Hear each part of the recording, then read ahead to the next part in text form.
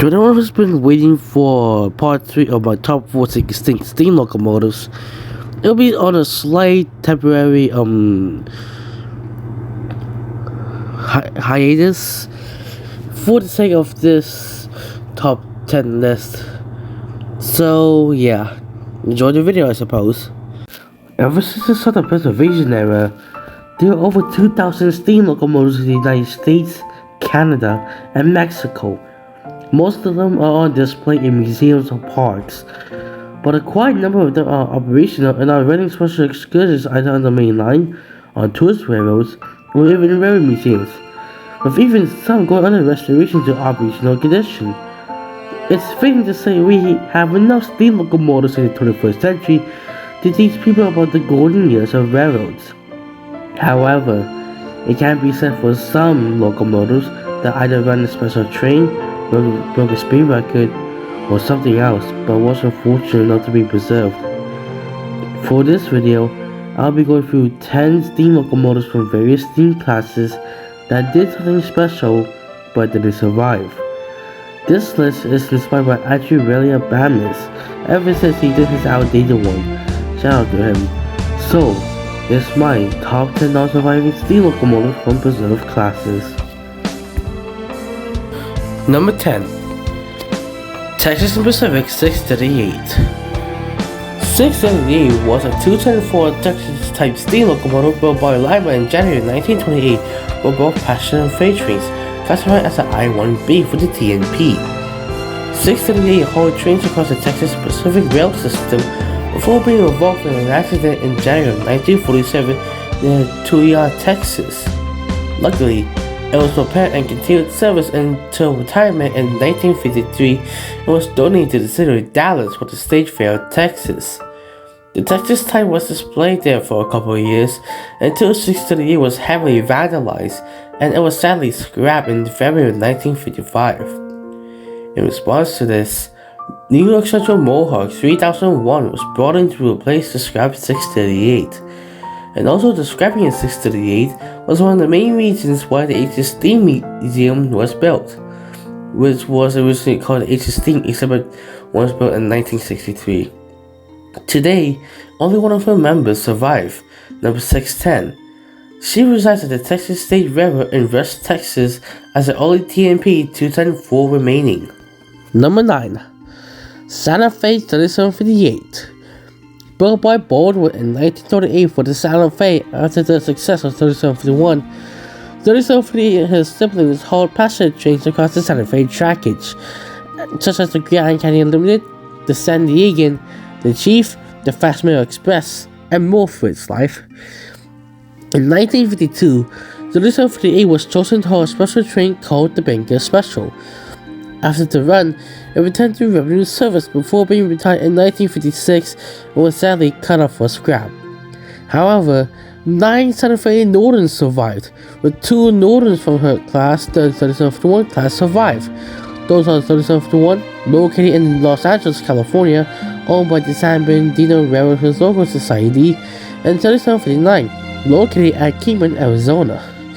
1 Northern for the 3765 class, which is 3768, owned by the Great Plains Museum of Transportation and is located in Wichita, Kansas. And lastly, 6 from the 2900 class, which was 2903, owned by the Illinois Railway Museum and is located in Union, Illinois.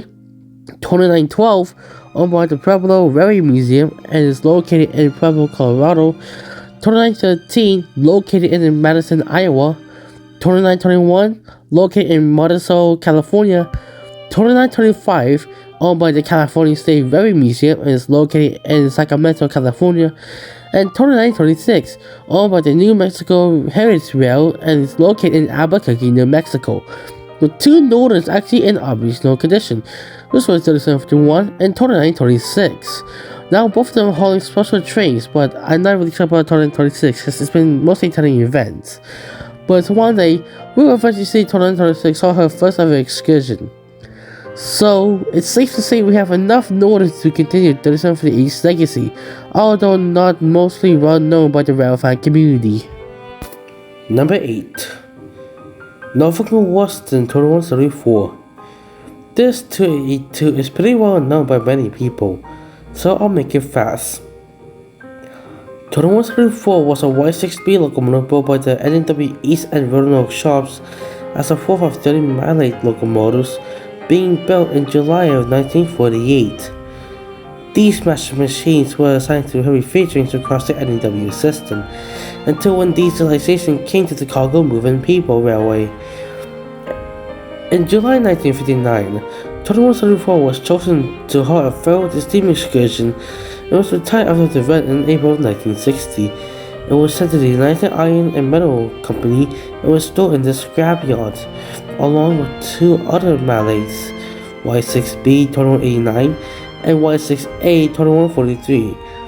But by 1967, 2189 was already scrapped, leaving 2134 and the tenderless 2143 in the corner of the company's yard. In 1975, some preservationists, including the Roanoke chapter of the National Railroad Historical Society, made an attempt to save the Mallet, but they didn't achieve their goal of $50,000 to buy the engine. And also the same year, the United Iron was bought by the British-based International Company, and both 2143 and 2174 were suddenly cut up for scrap.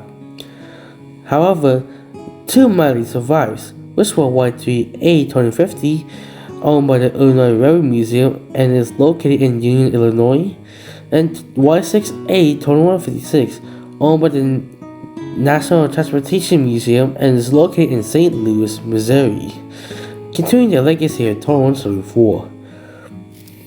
Number 7. Norfolk and Hudson 1240. I decided to put this engine in both 2174 because of its class, so let me explain. 1240 was a 2664 articulated steam locomotive built by the N&W owned Roanoke shops as part as the Class A's between 1976 and the 1950s. These rail locomotives hauled freight trains into the late 50s when dieselization took over the N&W. In 1959, 1240, along with the mentioned 2134, were chosen to haul the failed steam excursion across the N&W. After the run, she was retired the same year and was scrapped. But like 638, only one member survived, number 1218. 1218 remained as the last Class A and the sole survivor of having a 2664 rearrangement.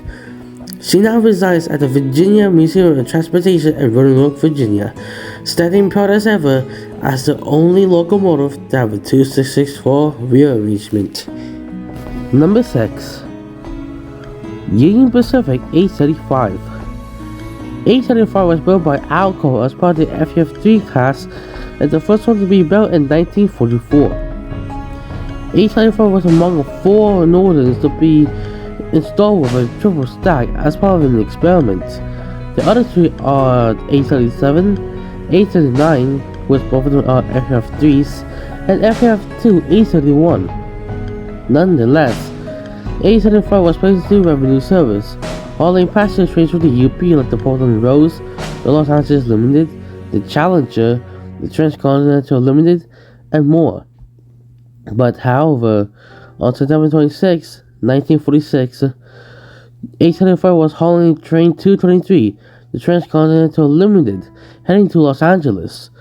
However, the train was going too fast on curve 28 near Victorville, California, until it tipped over, where 835 and the whole train derailed. Luckily, she was repaired and returned to service.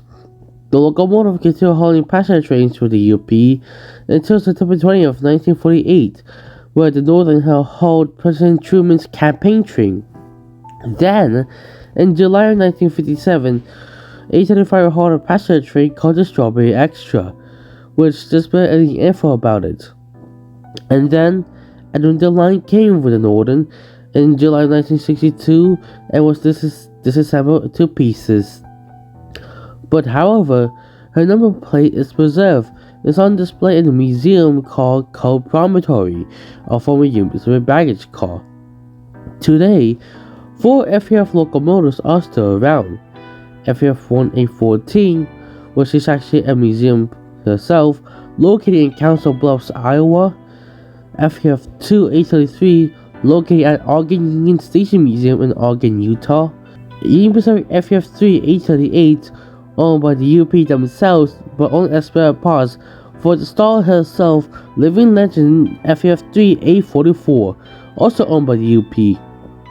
844 now told excursions across the UP system, and the Northern is making itself a big comeback to the rails after passing its 1472 days inspection in the near future as I'm making this video. Number 5. Santa Fe 3461. Now we have a Hudson. 3461 was built by Baldwin and was delivered to the Santa Fe on October 15, 1937. They were subsequently larger than the Rose earlier 3450 class.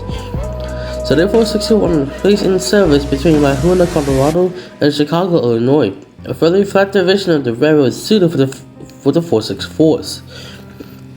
On December 9, 1937, 3461 took train number 8, the eastbound Fast Mail Express, running from Los Angeles to Chicago.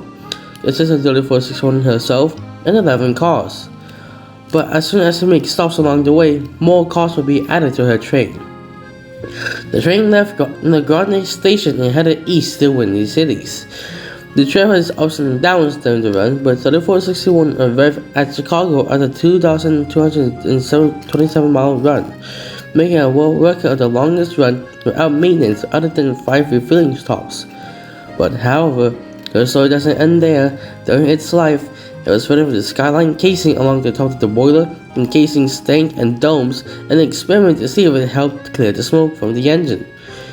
The Hudson continued hauling trains before her class was retired between 1954 through 1956, and sadly, the other 461 was gone. But however, the other 463 was fortunate enough to be reserved and was donated to Topeka to be placed on site display. However, a group called the Coalition for Sustainable Rails had plans to restore it to operational condition. But also, another Hudson is also preserved, number 3450. She's now owned by the Rail Giants Train Museum and now located in Pomona, California.